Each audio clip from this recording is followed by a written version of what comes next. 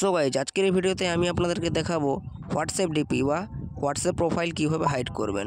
So guys সবার প্রথমে সিম্পলভাবে আপনি আপনার হোয়াটসঅ্যাপটিকে ওপেন করে নেবেন। ওপেন করার পর সিম্পলভাবে আপনি এখানে থ্রি ডটের এই অপশানে সিম্পলভাবে একটি ক্লিক দিবেন। ক্লিক দেওয়ার পর এখানে সেটিংস অপশানে ক্লিক দিবেন। সো গাইজ এখানে অনেকগুলি অপশান রয়েছে, সিম্পলভাবে আপনি এখানে প্রাইভেসি অপশানে সিম্পলভাবে এটি ক্লিক দিবেন।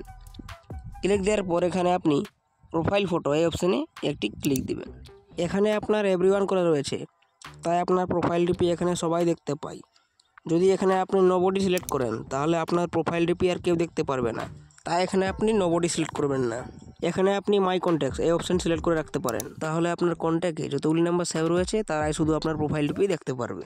আর আপনি যদি এখানে মাই কন্ট্যাক্টস এক্সপোর্ট এই অপশান যদি সিলেক্ট করে রাখেন তাহলে এখানে আপনি যে নাম্বার সিলেক্ট করে রাখবেন তাদের থেকে আপনার প্রোফাইল ডিপি এখানে হাইড হয়ে যাবে।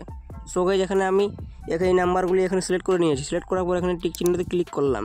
সিম্পলভাবে আপনারা এখানে যে নাম্বার সিলেক্ট করলেন তাদের থেকে আপনার প্রোফাইল ডিপি এখানে হাইড হয়ে গেছে।